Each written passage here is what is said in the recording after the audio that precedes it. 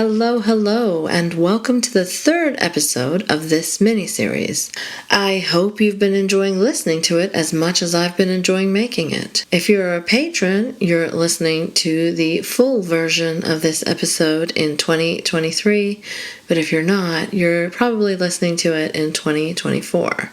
Just saying, you could have been listening a lot sooner. So yeah, I thought I'd drop a friendly reminder here that specialty mini-series like this one and my other one, Woking Up, take a lot of work, research, prep, scheduling, editing, production, and so on.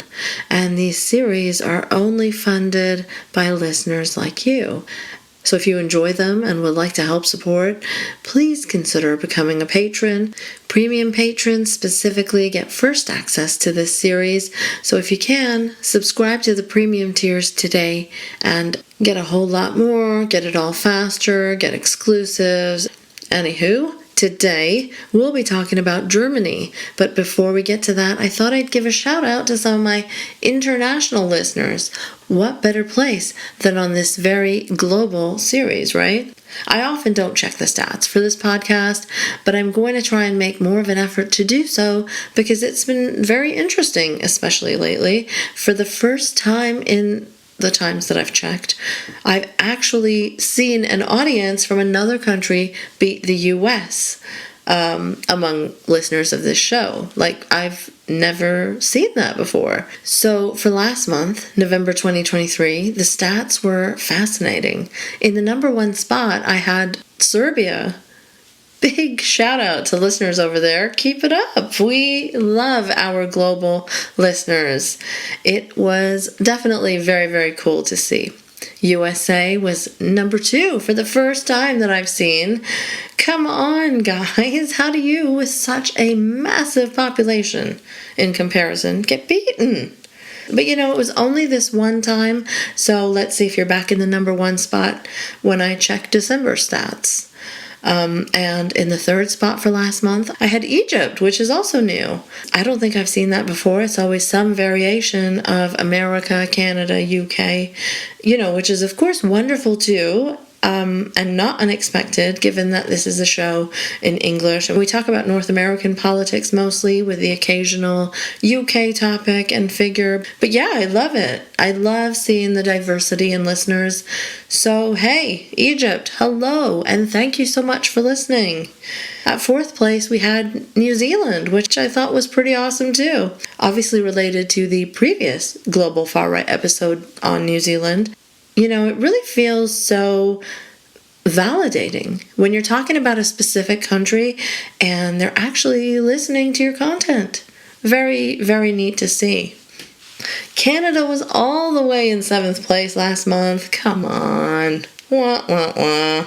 I love you guys anyway, Canadian listeners. You know that. But, I'm hoping to see Germany make it to the top 10 countries listening to this show after this Germany episode is publicly released. So yeah, fingers crossed. I will keep an eye out for that and let you know next time. There's a lot more to talk about in regards to Germany in the current political climate, which is a broader topic than the far right. So I may be doing a second Germany-related episode in the new year. Let me know if there are any specific Germany-related topics you'd like to hear more about. And now, on to the episode. The conditions in the past few years have been a perfect storm for extremism, is a terrorist attack, hate, the transgender community, and conspiracy theories pedophiles, the Satanists, to flourish around the world. We should unite our forces. in a measure to advance a hardline Hindu agenda. Great Canadian truckers. Join me as I try to learn more, one country at a time. Marine Le Pen considerably In another Polite Conversations mini-series, this time exploring the global far right. Hello everyone, and welcome to the third episode of my mini-series on the global far right. Today I'll be speaking with Miro Dietrich, who is a far right researcher from Germany, from the organization CMAS. And how are you doing, Miro? How's it going? Thank you so much for being here. Hi, it's good to be here. Yeah, there's lots to talk about today. Some interesting things happening in Germany recently that I've been seeing in the news as well. If you want to plug anything, you can do that right at the beginning of the show, and then you can give me a little background on yourself. Yeah, I'm Mio Dittrich. I'm a researcher of the far right. I do this for 8 years now, focusing on conspiracy narratives and far right internet phenomena. And since 2019, I'm focused on far right terrorism. You can find me on Twitter, but also on Blue Sky. And for much of the things I talk about, we have reports on our website, semas.io. All right, excellent. How did you come into this line of work? I was always really interested in subcultures, and especially digital subcultures, made it able for me to sort of track how new languages formed, how communities are organizing themselves. And I also have been an anti-fascist from very young at anti-fascist demonstrations when I was 14. Oh, wow. So after my study, I sort of realized that combining these things actually can be a job as an internship. And from this on, my life revolves around digital alternative realities of the far right. Oh, that's such an interesting backstory. I've always been very interested in subcultures too myself, growing up as a third culture kid, right? Being of Pakistani background, growing up in Saudi Arabia, and not really feeling like I have roots anywhere until I moved to Canada, I guess. Made me very intrigued by subcultures. I guess it's because of that finding of identity aspect of it. And so I dabbled in a few, no far right subcultures, but I was really into the industrial and goth scenes in Toronto, and I'm sure you can find far righters there, but so that's cool. That's something that we have in common, is that interest in subcultures. Yeah, it was always interested of me to see sort of how these split communities develop and how their hierarchies form, how the language that only they understand form, how sort of these cultural values spread. Like when memes started, it was definitely something that I found highly interesting to sort of see the evolvement of ideas on the internet.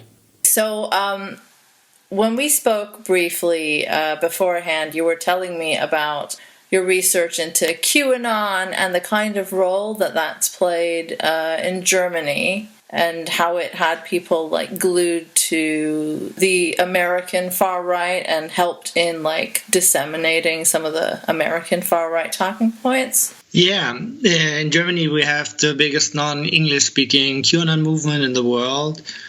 We monitored over 6 Telegram channels with over 100,000 subscribers. And colleagues of mine did a survey in Germany where we found out that asking for typical QAnon narratives, that around 12% of Germans strongly or moderately believe in these narratives. And wow. If we only look at the people who are unvaccinated, 46% believe these QAnon narratives. So it had a huge spread in Germany. It wasn't really an issue before the pandemic. There were some far-right people pushing it, but it didn't really take off until the pandemic, where loads of people flocked to the internet and were looking for answers. And QAnon was one of the things that people tended to in Germany. It has a lot to do with we already have a big sovereign citizen movement, the Reichsbürger, and sort of these two movements have some narratives that overlap and work quite well together in tackling a complicated world. Can you explain for the audience what the sovereign citizen movement is about and what its German version looks like? Sovereign citizen is a collection of different beliefs, but basically they don't think that the states are real. And they have a lot of different explanations for this. In Germany, they're called Reichsbürger, and they don't believe that Germany is a legitimate state. And they think that the laws before the Third Reich or of the Third Reich are still the laws that are held today. They believe Germany is only a company. And one reason for them is they don't believe we have a peace treaty. They believe Germany is a company? Yeah, so the modern Germany for them is only a company because they believe that the laws of the Weimar Republic are still sort of the law. They have a lot of very flimsy explanations for this. One is that they think we don't have a peace treaty, so the war is still ongoing. But sort of the 2+4 contract is a peace treaty. It doesn't say peace treaty on the top of it. So right. That's why people believe that the German state is not legitimate. Oh, wow. Yeah. I mean, that sounds a lot like the American versions that I've been familiar with. Did they also do things like not get driver's licenses and things, or? Yeah, and not pay taxes and that sort of stuff. Yeah. Oh, wow. Okay. So how did this all come about, like, during the pandemic? How was the time when there was lockdowns? And I know that in Canada we had those trucker convoys that inspired a bunch of right-wingers around the world, and the comparisons to Jews in concentration camps were particularly horrendous. And I don't know, did that happen in Germany? Yeah, something similar. Sort of our explanation is that in times of conflict, people want easy to understand solutions, and they would want to make things less complicated. And one of this is having a easy black and white worldview. And the other thing is that people feel out of control. Yeah. And QAnon gave them something to be in control. Suddenly you're a digital warrior, you're fighting to free children that are being sex slaves. And sort of this was quite attractive for a lot of people. And also, of course, the narratives fit very well with satanic panic memes. The idea of this underground networks where ritual sexual abuse was happening. We had the satanic panic in Germany as well. So, like in the 80s, or? Yeah, 80s, 90s. So they can connect to that very well. And, I mean, we're seeing a revival of it here in North America currently with both QAnon and also the anti-trans movement, which people are trying to, well, just like the anti-LGBTQ stuff, they're trying to tie in, right, by calling people groomers and horrendous slurs like that, you know? Definitely. Is that happening there too? Yeah, we have the same panic here as well. The hate against trans people, with the rise of the hate in the US, it also became a major topic in Germany as well. It's amazing how these things carry across, and how the right is basically like always on the same page around the world. And that's initially why I wanted to do this series, because I thought if we could have it all in a series of episodes just to compare and see like how many similarities there are. It's actually really frightening. And QAnon definitely was a big accelerator in the globalization of the far right. And in Germany, the QAnon people immediately translated everything that was happening in the US QAnon scene, like on the same day. And a lot of the talking points, a lot of the content that was shared in the QAnon spaces in the US was influenced by neo-Nazi far-right content. And in Germany, a lot of far-right people were hanging out in QAnon spaces. So via QAnon, the narratives of the US got imported very quickly to Germany. Mm-hmm. And wasn't QAnon like initially very like US specific, right? Yeah, that sort of doesn't make a lot of sense, thinking Trump is the great savior. Yeah. It's sort of when you go back to sovereign citizenship, and they believe we don't have a peace treaty, so America is still occupying Germany. So Trump would be the head of that. Oh, wow. That's sort of one idea. And the other thing that makes QAnon so special when we talk about conspiracy narratives is that for the first time, you're not just a rando who's sitting on the internet and reading all this bad stuff. For the first time, someone is in on a good conspiracy. So when QAnon exploded, the most powerful man in the world, Trump, sort of was part of fighting back against that. So suddenly it wasn't just you writing things on the internet. There was like an authority fighting on your side. I think that made it really convincing for Germans, although it was so US-centric. So do you see like American flags and MAGA hats and things in Germany as well amongst those groups? During the height of the pandemic, definitely we had some MAGA merch at the far-right rallies here. Oh, wow. And also the narratives got translated and didn't make any sense. The stolen election narrative. We always had talks about our election not being right, but it never picked up. But during the last big election, we had a lot of stolen election narratives. It doesn't make sense at all in Germany, especially because people talked about voting machines being rigged. And in Germany, we don't have voting machines. It's counted by hand. That's amazing. I mean, I shouldn't laugh, but like, it's so wild that they're even importing narratives that don't fit at all. Yeah. And you mentioned when we spoke before that about 6 months before the attack on the Capitol in the U.S. on January 6th, you had your own storming of the parliament in Germany, kind of? Yeah, six months earlier, a group of conspiracy-driven QAnon far-right people congregated in front of our parliament for another demonstration, and then they tried to storm the building. No one was killed. They only reached the top of the steps. Of course, in the US, everything has to be bigger, so the storming of the US Capitol was worse. But sort of here you see how QAnon influenced the whole thing. It was during the height of the election campaign of Donald Trump, but the moment that led to the storming was the QAnon believers going on the stage of the demonstration there and proclaiming that Donald Trump just landed in Berlin, and now they have to show him the support. What? So that was related to Trumpism too. Yeah, that sort of was. Now Trump landed in Germany. He's here to free us, so we have to storm the Capitol. And he had not landed in Germany. Of course, it was during the height of his election campaign. So I think he had better things to do.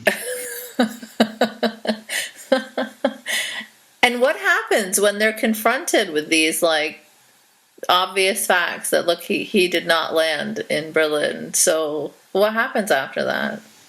The obvious thing that often happens during these people who are responsible are being declared as state actors, so they are not them. And on the next day, it doesn't really matter what happened. So they just like change the narrative or just forget about it? Yeah. Wow. That's... Yeah, I mean, you see that on the right a lot, too. Like, there's no desire for consistency. There's no desire to not be a hypocrite. It's just whatever. Anything goes, it seems. Yeah. Reality has not the biggest influence on the beliefs of these people.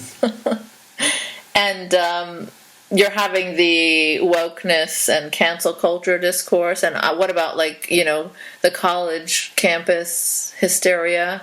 All the things from the US we have as well. It's often with a time delay, and if you already followed sort of the discourse in the US, it's even more tiring to see the same things discussed here. Yeah, same sorts of debates. Yeah, it's about wokeness that no one can define. So it's about free speech that no one can define what it means. And it's usually just the free speech to say vicious things, to insult people, to use slurs. Yeah.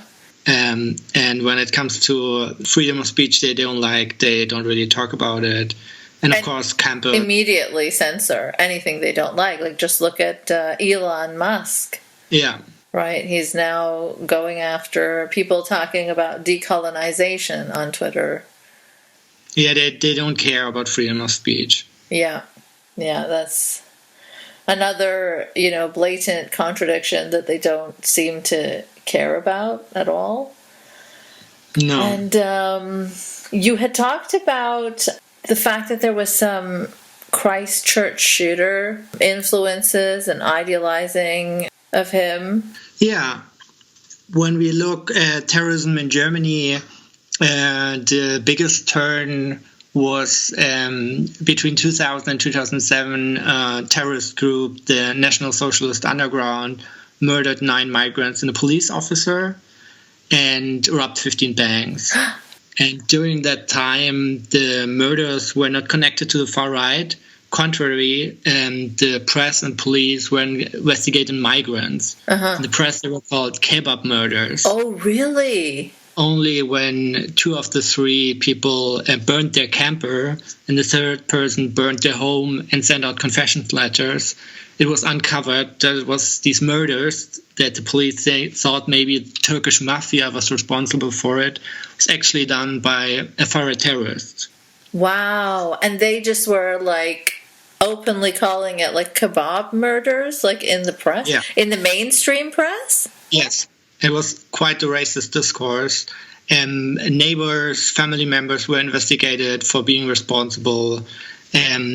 But when we had the trial and civil investigations around the case, we found out that actually the Domestic Intelligence Service was quite involved in supporting these attacks in ways, because they paid a lot of informants of the far right. These people used this money for far right activities, but didn't inform our Domestic Intelligence Service about what was happening. Oh. So that's quite a complicated role. So what are they getting paid for then? Yeah, that was the big question. They used the money to have far-right publications and do far-right activities. So our Domestic Intelligence Service financed the far-right scene for years. Wow. And there was a terrorist group that murdered people for years. They didn't hear about it. This was sort of the big turn in Germany. We've seen that far-right terrorist groups can be quite active and that our security agencies are not up for the task. But the case you were talking about earlier, the Christchurch connection, was in 2019. After the Christchurch shooting, a wave of terrorism happened around the world. So we had copycat in El Paso and in Poway, and also one tried to do an attack in Oslo. But we also had an attack in Halle in Germany. A militant accelerationist, a fan of the Christchurch shooter, he also live streamed his attack on a synagogue. He wasn't able to get in, so he shot 2 random bystanders. But he was one of the people the Telegram network would call saints. Call a saint? That's sort of in the Telegram community. So the part of Telegram that's focused on foreign terrorism, they call successful shooters saints. And they paint murals and they sort of glorify them. Oh, wow. Yeah. And so, like, you'd think in Germany they would be very cautious and careful around the far right. But yeah, that's not the only thing that's happened on terrorism in Germany. In 2019, a conservative politician was shot in his backyard by a neo-Nazi because the politician had pro-refugee statements. And we had a terrorist attack in Hanau in 2020 where 9 migrants were killed in a hookah bar. And later the shooter killed his mother. And he believed in a lot of racist conspiracies. Wow. Do you see references to any of these, like, North American figures? So the Halle shooter, during his live stream, he spoke in English. He addressed an international audience. And the Hanau shooter also published a video in English addressing the international audience. Wow. Wow, that's wild. And that's sort of the attacks that actually happened. We have a lot of other terrorist activities in Germany. It's sort of my main focus of my work. We have a Atomwaffen Division Germany chapter in 2018. And in 2020, a member of Feuerkrieg Division was arrested, a 22-year-old, because he was planning an attack. He got sentenced to 2 years. In 2021, someone tried to found Atomwaffen Division Hesse, a 19-year-old, he got 3 years and 10 months. In 2022, someone in Essen, a 17-year-old, tried to do a terrorist attack on his school. He was a Christchurch fan, and he got 2 years of probation. 2022, someone who founded the group Totenwaffen was arrested. He was only 16 years old when he tried to do an attack. Oh my God. And the trial is still ongoing. So what are the main, influences of, how are these guys getting radicalized mainly? These recent cases, like the recent one in 2023, a 13-year-old wrote about committing a terrorist offense and trying to create explosives. These are all part of what we call militant accelerationism. That's a split of the far right. The far-right people who were unhappy about how the far-right were doing things, like meta-politics or trying to mainstream their ideas, decided that now it's time to do terrorist offenses because they don't believe that the system can be changed. They think the system that we're living in is heading for downfall anyway, so they try to accelerate the downfall. Right, so because of, diversity and things. Yeah. They would call it degeneracy, Jewish world conspiracies, right. The Great Replacement, white genocide, and sort of because of these ideas. But they don't believe, like the far right used to, that they have to gain political power or they have to change the culture. They think the only way for their fascist state is to try to start a civil or a race war. And they do these attacks with the idea to start this war and have a fascistic government in the end. And are there any serious large-scale attempts to de-radicalize such people or prevent such attacks? Or sadly, the German security agencies were quite slow to adapt to this new threat, but now they are interested. Now, when you say new threat, you just mean specifically the militant accelerationists? Yeah, that's sort of the greatest threat of terrorism at the moment, I'd say, in Germany. Okay. But the big problem is, I listed it off, they're 17, 19, 13, 16 years old. And I spent time in these chat rooms. It's quite hard to see they complain about their teachers and how much they hate homework. And then they order explosive material that they combine off Amazon and try to kill migrants.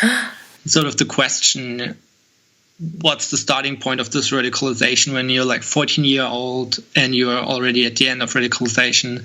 That's still unknown. Yeah, is there any, I don't know, are these kids from a specific kind of situation where they're not getting attention at home or... Yeah, usually the combined factor is they're all male and they're people who don't have a good social system around them. So they're quite lonely and spend time on the internet. And also these far-right groups can give them purpose-building narratives. And I don't think we really have a lot of attractive purpose-building narratives in our society. But now they think they are crusaders. Right. Rudolf Halle had a longsword in his car. He thought of himself as a crusader to save the white race. And I think for these people who don't have anything, that's quite attractive. And the chance to be a saint for their community. Right. It's kind of like the same type of radicalization that, I hear about in Islamic communities. Same kind of thing with jihadism, right? Yeah, the two, after doing this for 8 years, I think the two main topics why people get in these groups and why especially they stay in these groups are community and purpose-building narratives. And I think if we want to tackle the problem, we have to do more than reduce the supply. And so deplatforming these people and putting them in jail, we have to think more about how can we decrease the demand. How are 14-year-olds interested to die, to kill people for far-right ideology? I think that's a way more complicated question than restricting the internet or giving more things for the police to do. Right. I mean, is the government trying to tackle these questions in any serious, major way? Sadly, not really, I'd say. A lot of funding for political education got cut. Oh, okay. And, one thing you always hear about in regards to Germany is that it's one country that doesn't shy away from its, the horrors of its own past, and that they teach about the Holocaust pretty openly in their schools. And you would think that an education about radicalization generally would be a part of that, because of the kinds of ideas. Yeah, one would hope, but I think a lot of it's more to put the past behind us and not really to tackle what's happening today. Right. But you did learn about it like in detail in school? Yeah, we have it in a school program. But we have surveys of young people and older people, how much they do know about the Holocaust, and the numbers aren't that great. So it's not that effective. Really? How is that possible if they teach it in school? I don't know.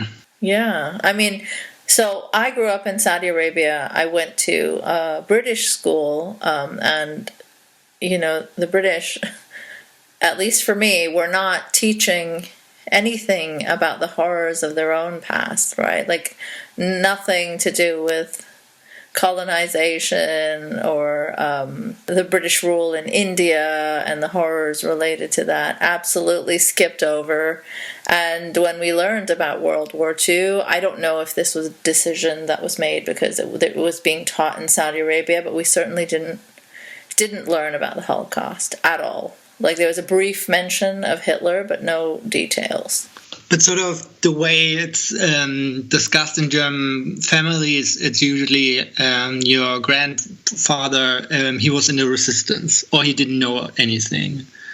And sort of this is the belief that most people have, that there was this bad guy, Hitler, and he convinced people or he tricked people into his world belief. But actually no German believed in all this. And of course, nobody actually took part of this.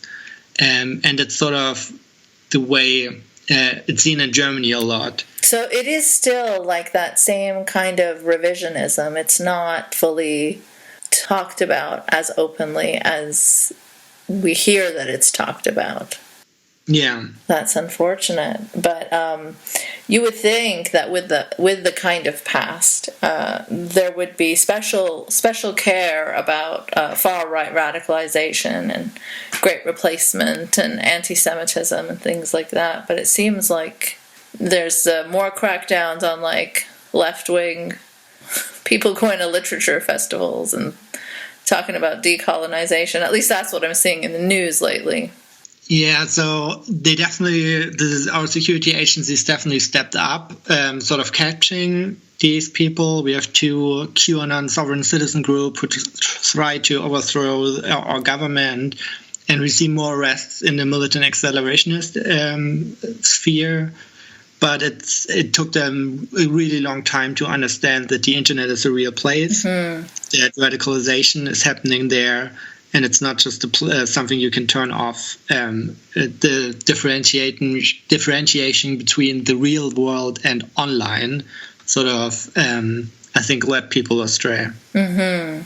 And are there themes of like I know in like, I guess 2016, 2015, and a little bit before that too, the themes of a fear of Islamization was like big on the internet. It was big in new atheist circles. It was talked about in North America, in the UK.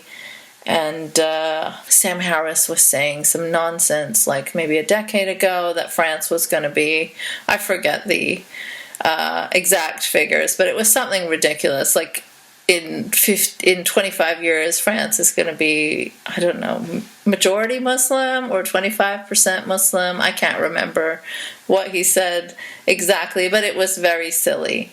And now it's been, I think, 15 years since he said that, and France is nowhere near, obviously. Yeah. So, it terrifies me looking back that these people considered like such serious intellectuals are essentially peddling far-right, great replacement stuff. And it's being absorbed by people that wouldn't necessarily take it from a far-right source. Yeah, we saw this in Germany as well. The topic about migration and asylum was something that propelled the far right into the main light in 2015, 2016, when we saw a lot of refugees out of the Syrian war.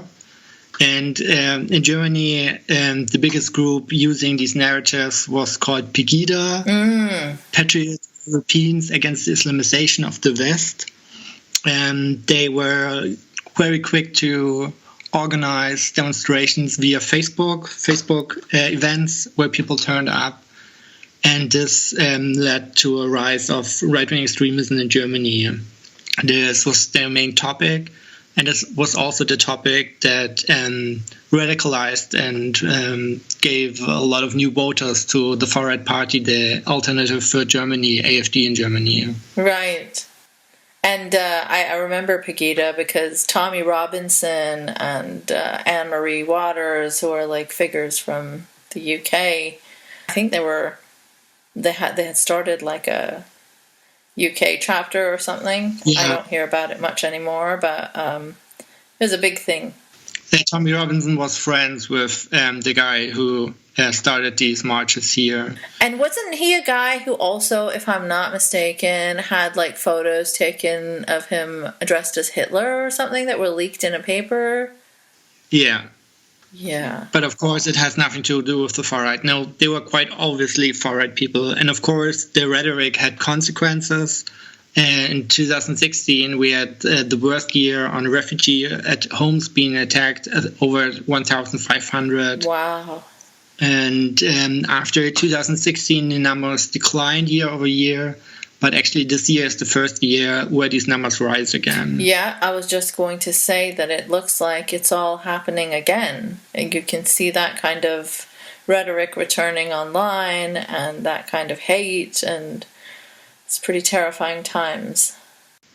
Yeah, and sort of Pegida did their first demonstration after a long while. And their argumentation now is that the pro-Palestine demonstrations on the street are a sign of Islamization. So they were always right. And sort of they use this conflict right now to mobilize people. Yeah, and I'm noticing a lot of the right's grievances are coming together in this anti-Palestinian cause, right? Because they're trying to drag trans people into it.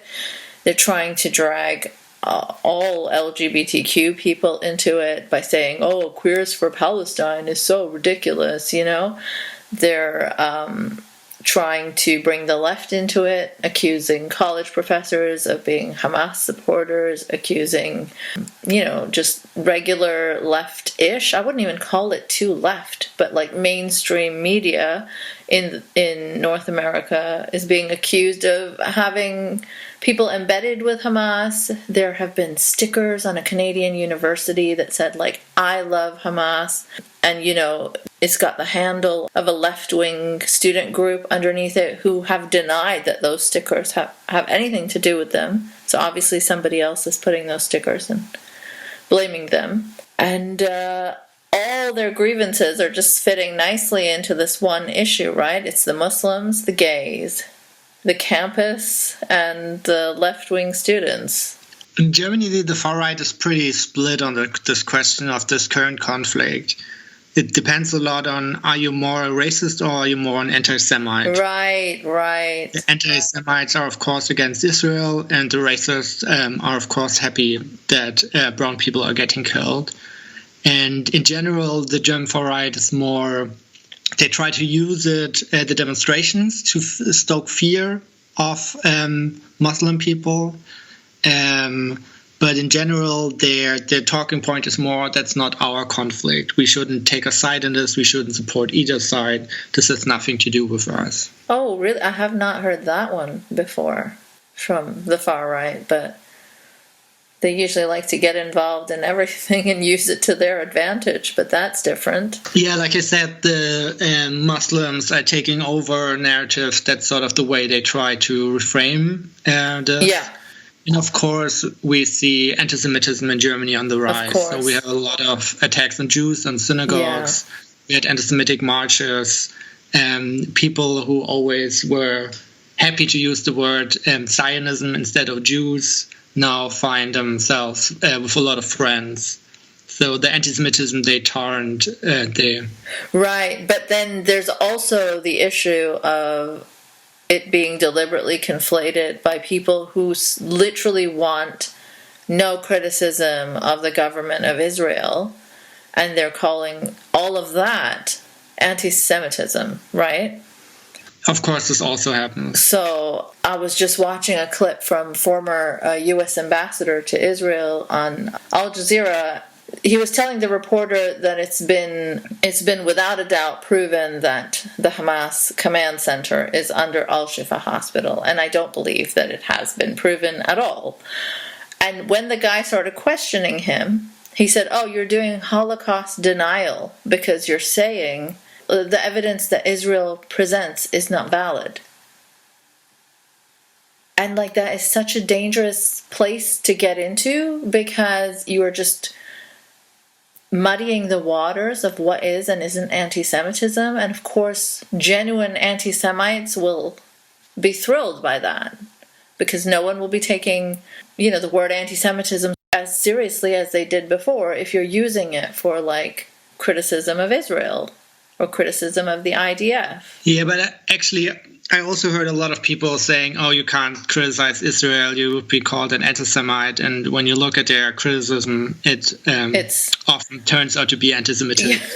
Yeah, there's all kinds of really bizarre stuff. Like, if you look at Candace Owens, right? She is 100% genuinely anti-Semitic.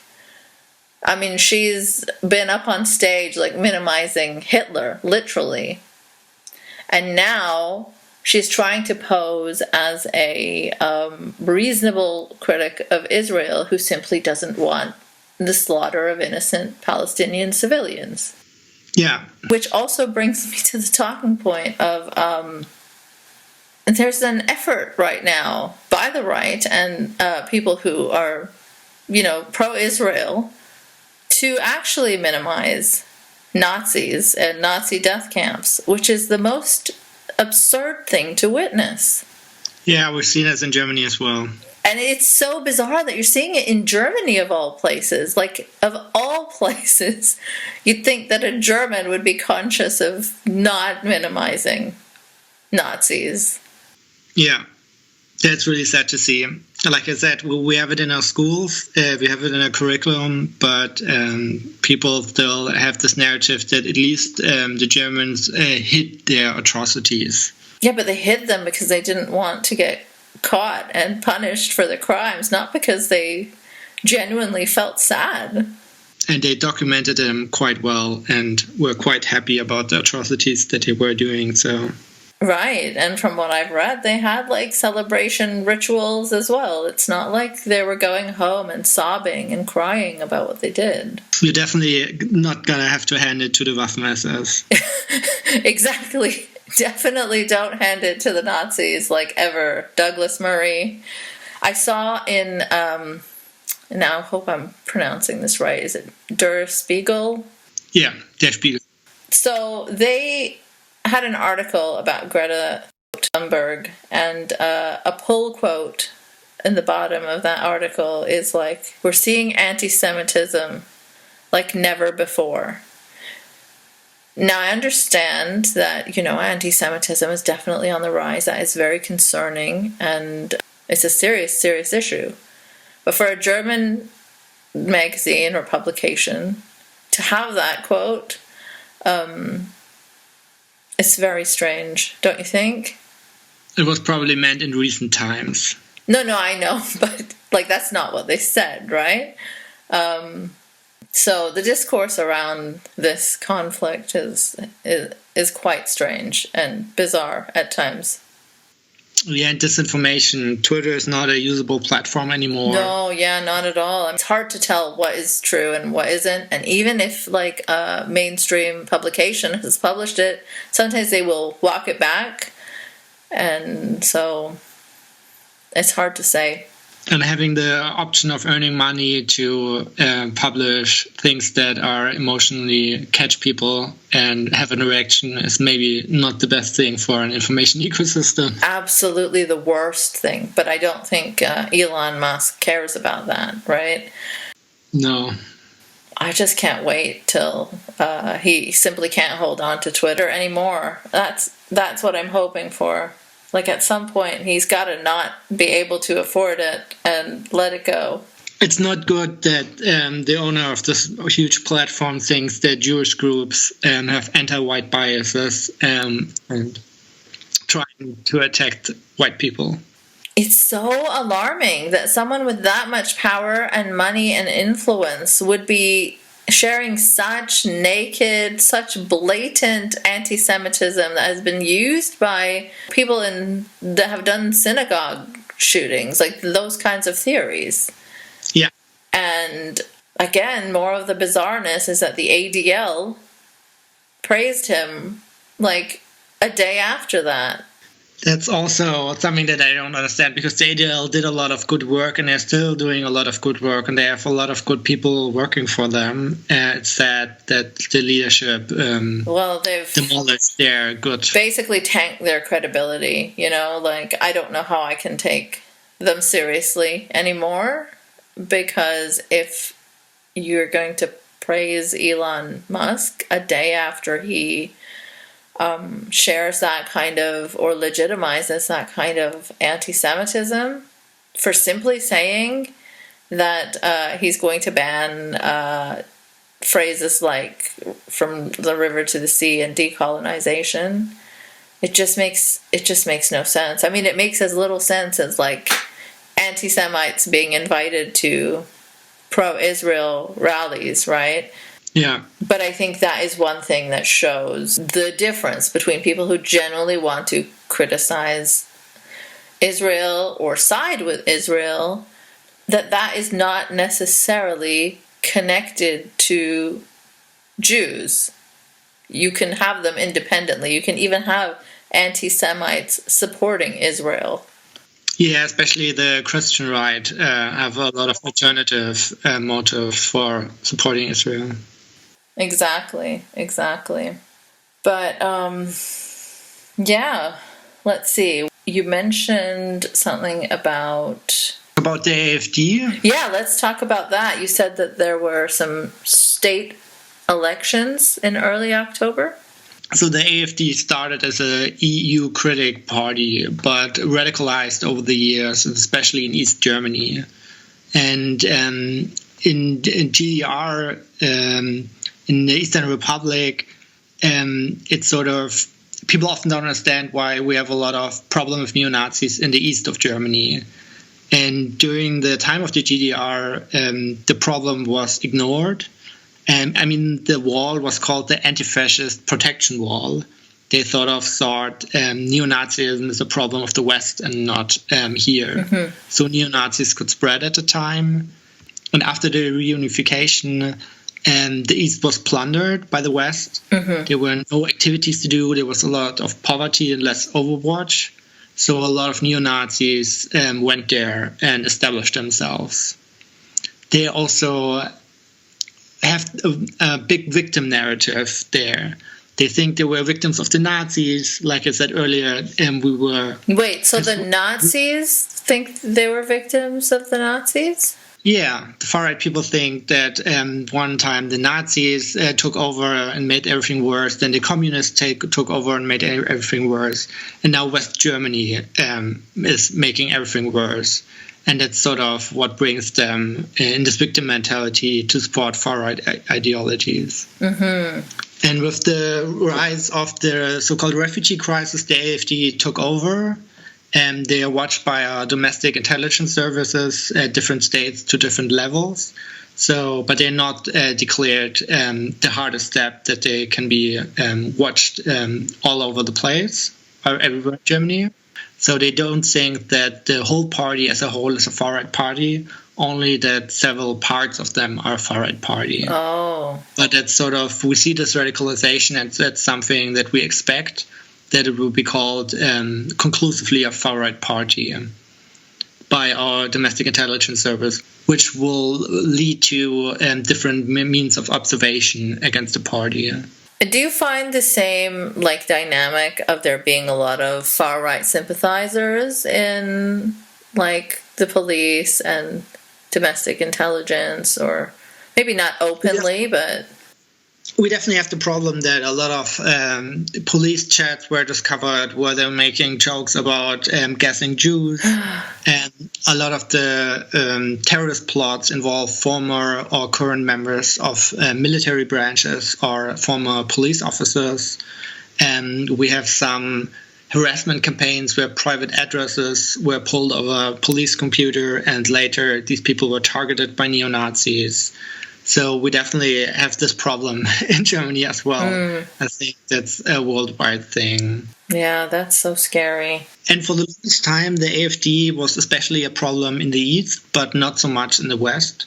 But over a while now, they have very high polling numbers, 22%, where they used to be 11%. Oh, wow. And we had two elections this October in the West, in Hesse and Bavaria, and they got 18 and 14.6%. These are numbers we wouldn't have expected a far-right party like this to ever take in Germany. And in their stronghold in Thuringia, they right now are the strongest party with 34%. So that's quite concerning to see that a party that's openly far-right, that has far-right people quite explicitly with a far-right ideology, was able to garner as much votes in Germany again. And sadly, they have their topic around migration and asylum, and the politicians of the other democratic parties fall into the trap to think that they have to get these voters back by also starting to hardline on these questions. Right, so you're saying mainstream left-ish parties are engaging with those narratives? The Conservative Party, but also the Social Party, talk about restricting laws and talking about more deportations to sort of try to win these people back. But we've seen time and time again that this will only help the far right, because people will vote for the original. Yeah. And are not persuaded by these talking points, but it will help cement this topic as an actual issue. Yeah. While, in contrast, migration and asylum is not a high-level issue in Germany at all. Right. So across the political spectrum, then, you're seeing people legitimize that narrative. Yeah. That's very worrying. So what is it that your organization does? We monitor, analyze, and publish reports on the far right, on disinformation, and on conspiracy narratives. We are often expert for the press. We advise politicians. And I also often talk with police and security agencies about the terrorist threat that we have right now. Oh, okay. And so do you find that they act on your advice, or they absorb it well, or?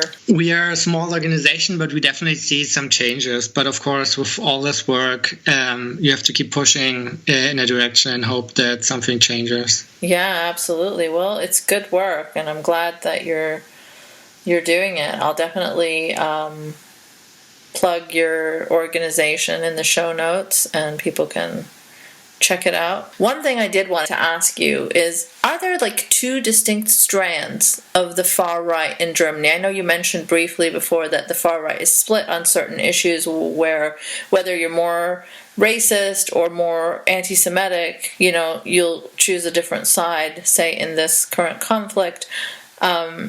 But is there an ongoing theme of parallel kind of strands of the far right? One that is more anti-Muslim and one that is more anti-Semitic?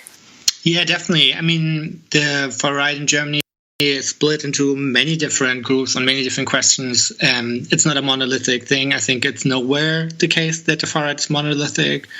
On the question of Russia, the majority of far right people are supportive of Russia and this aggression of war.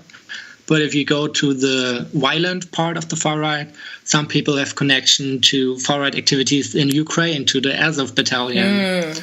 There's a split line. There's a split line between anti-Semitism and racism, as we discussed earlier. And there's definitely sort of an age split. The younger people being more chronically online, more leading on the violent part into militant accelerationism, while the older people are also very online, but in different groups. They are more the QAnon sovereign citizen people who try to do violent attacks.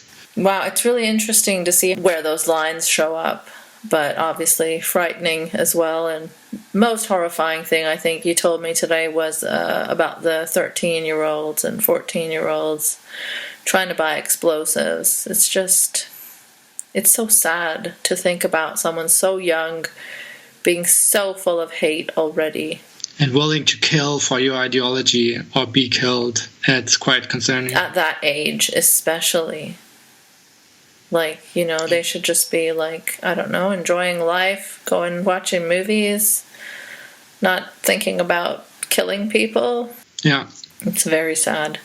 But yeah, I do wish that the government would take these things more seriously and, I don't know, like have some kind of prevention program, something to inoculate these young minds against these types of views with, Yeah. I'm doing this for 8 years, and I always feel like a firefighter. I talk about the current crisis, but I only have influence on reducing the supply of the problem, like I said earlier. Yeah. And we really, as a society, we need new answers. We need to find new ways. How can we create communities for people? And how can we offer purpose-building narratives? Yeah. Because, we've seen it in the pandemic. The only thing we could do was work. But a lot of these people don't have access to fulfillment work. And fulfillment work is not that meaningful for most people. I think we as a society need new goals. We need new narratives and new communities to fight us. Because otherwise, we can arrest these people, we can deplatform them, but there will always be new people. Exactly. I mean, these ideas, they just pass from person to person, right? It's not like you're permanently squashing it out if you've arrested one person. As long as the demand is there will always be people find themselves. Yeah. Well, thank you so much, Miro. That was very enlightening and frightening. It was a pleasure. All right. Bye. Bye. Thank you for listening to this mini-series on the global far right. And thank you for supporting the show. It's because of listeners like you that I can continue to produce specialized content like this. Do get in touch if you think you or someone you know would be a good guest for the series. nicemangoes.blog@gmail.com. No E in mangoes. There are still a lot of countries I'm looking to cover.